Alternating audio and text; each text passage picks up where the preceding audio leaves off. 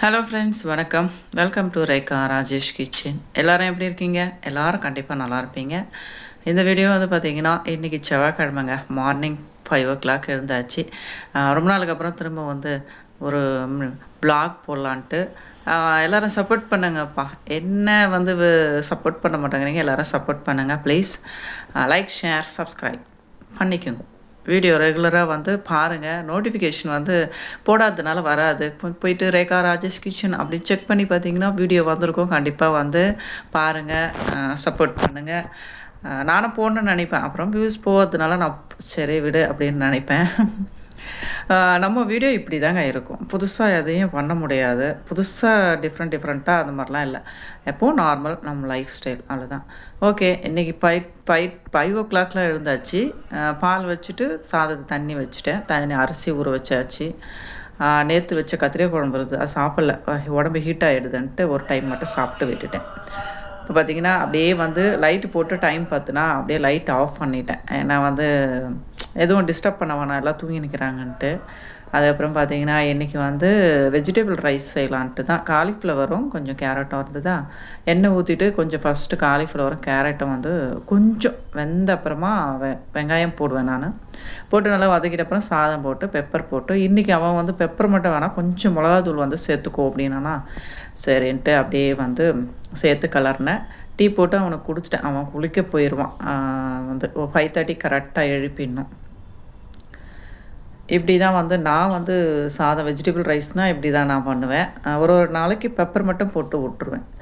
இது வந்து சட்னிங்க. நம்ம வெங்காயம், தக்காளி, பூண்டு, அதுக்கப்புறம் காஞ்ச மிளகா, புளி ஒரு துண்டு எல்லாம் போட்டு நல்லா வதக்கிட்டு, அதுக்கப்புறமா வந்து உடச்சிக்கல்ல லாஸ்ட்டாக கொஞ்சம் போட்டு நல்லா வந்து வதக்கிட்டு நம்ம எடுத்து அரைச்சிட்டு தாளிச்சினோம்னா சூப்பராக இருக்கும் சட்னி. புளி எதுக்கு சேர்ப்போம்னா அப்போ தான் நல்லாயிருக்கும், இல்லைன்னா அந்த டேஸ்ட் வராது. அதனால் அப்படியே வந்து பார்த்திங்கன்னா அவனுக்கு வந்து குளிச்சுட்டு வந்துட்டானா எல்லாம் ரெடி ஆயிடுச்சு. இப்போ வந்து பார்த்திங்கன்னா அவனுக்கு தோசை ஊற்றிட்டு சட்னி அரைச்சிட்டு தாளிச்சிட்டேன். அப்படியே வந்து மிக்ஸி ஜார்லேயே வச்சுக்கிறது. அது ஒரு பாத்திரத்தில் எதுக்கு போடணும் அப்படின்ட்டு அப்படியே வச்சு தாளிச்சாச்சு. அவனுக்கு கொடுத்துட்டு இந்த சாதமும் கிளறி வச்சுட்டேன். கொஞ்சம் ஆறுன அப்புறம் டிஃபன் பாக்ஸில் போடும்போது கொஞ்சம் நல்லா இருக்குன்றதுனால.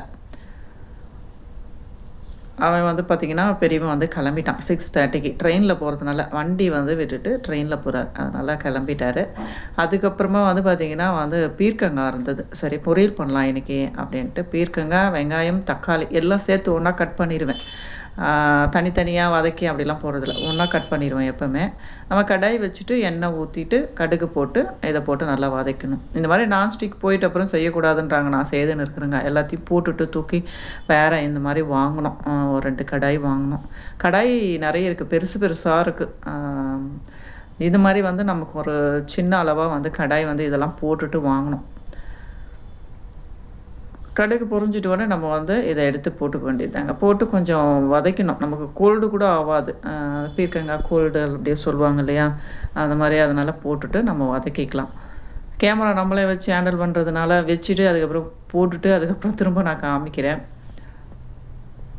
பசங்களாம் ஃபஸ்ட்டு வீடியோலலாம் வரமாட்டேங்கிறாங்க, வளர்ந்துட்டாங்க இல்லையா. பெரியவன் வந்து வீடியோவில் காமிக்காதன்றான், சின்னவன் வந்து நீ மட்டும் எடுத்துக்கோ வீடியோவை, எங்களை காமிக்காதன்றான். அதனால் வந்து அதுவும் கொஞ்சம் வந்து காமிக்க வேணான்றாங்க பசங்க. இப்போ வந்து நல்லா வதக்கியாச்சு. போட்டு மிளகாத்தூள், அதுக்கப்புறம் உப்பு நம்ம போட்டு நல்லா கொஞ்சம் வந்து வதக்கிட்டு அதுக்கப்புறம் தண்ணி, அந்த மிளகாத்தூள் வாசனை போகணும். ப்ளஸ் அந்த தோல் கொஞ்சம் நம்ம நல்லா சீவிட்டாக நல்லாகிறதுனால கொஞ்சம் லைட்டாக நான் சீவுவேன்.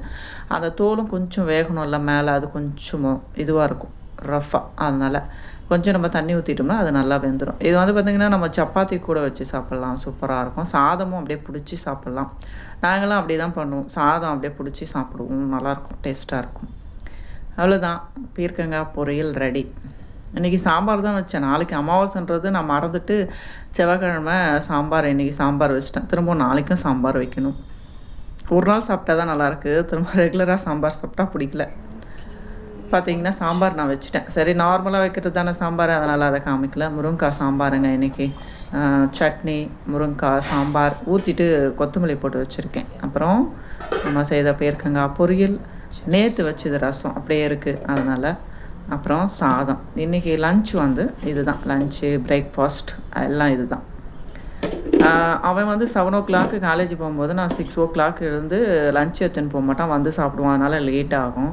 இப்போ லஞ்ச் எடுத்துன்னு போகிறதுனால சீக்கிரமாக எல்லாம் முடிஞ்சிடுது. பாத்திரம் கொஞ்சம் கழுவி வச்சுருக்கிறேன், எல்லாம் முடிச்சுட்டு திரும்ப கழுவணும். எல்லாம் முடிச்சுட்டு குளிச்சுட்டு வீடு கூட்டிட்டு நான் சாமி கும்பிட்டாச்சு. இன்றைக்கி செவ்வாய்க்கிழமை, அதனால் வந்து கந்த சஷ்டி படிச்சுட்டு அதுக்கப்புறமா வந்து கற்பூர ஆரத்திலாம் காமிச்சு சாமி கும்பிட்டு முடிச்சாச்சு. முடிச்சுட்டு அதுக்கப்புறம் பார்த்தீங்கன்னா டிஃபனுக்கு அரிசி ஊற வைக்கலாம். என்னென்னா நம்ம வந்து பச்சரிசி ஆயிடுச்சு, ரேஷனில் வந்து பச்சரிசி வாங்கி அதை வந்து சேர்த்துப்பேன் நான். இது 3 டம்ளர்னால் பச்சரிசி 1 டம்ளர் போட்டால் இட்லி கொஞ்சம் நல்லா சாஃப்டாக வருது. இல்லைன்னு வச்சுங்க, இது மட்டும் போட்டோம்னா இட்லி வந்து மேலே சுற்றி நல்லா இருக்கிற மாதிரி இருக்குது, உள்ளே வந்து கொஞ்சம் அழுத்தமாக இருக்குது. அதனால் வந்து இது 3 டம்ளர் அரிசியும் பச்சரிசி 1 டம்ளரும் அப்படி வந்து சேர்த்து நான் அரைச்சிப்பேன். இட்லி தோசை, தோசைக்கு தனியாக இட்லிக்கு தனியாலாம் அரைக்க மாட்டேங்க, ரெண்டும் சேம் ஒன்றா அரைச்சி வச்சுப்பேன். இட்லியும் ஊற்றிப்பேன், தோசையும் ஊற்றிப்பேன். வெந்தயம் வந்து சேர்த்துப்பேன், ரெகுலராக கம்பல்சரி வந்து சேர்த்துப்பேன்.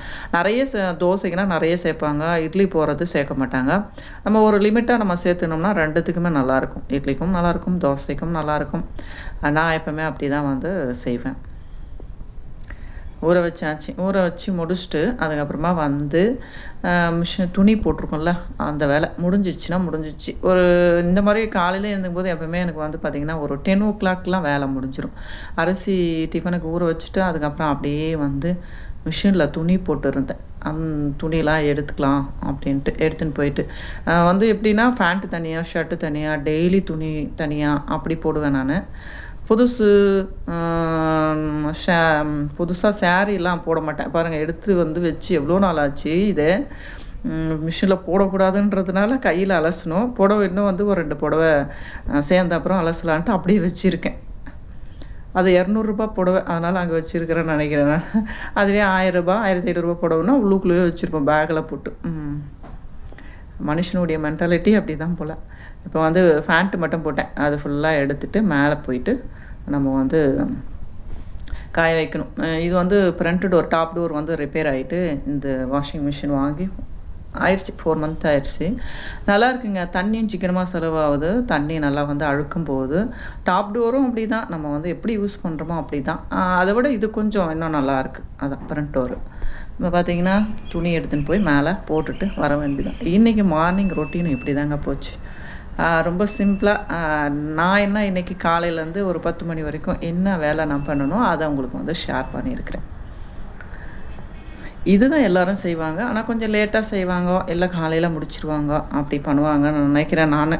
ஓகேங்க, இந்த வீடியோ இதோடு முடிஞ்சது. நெக்ஸ்ட் வீடியோவில் பார்க்கலாம். அது வரைக்கும் நன்றி, வணக்கம், பாய்.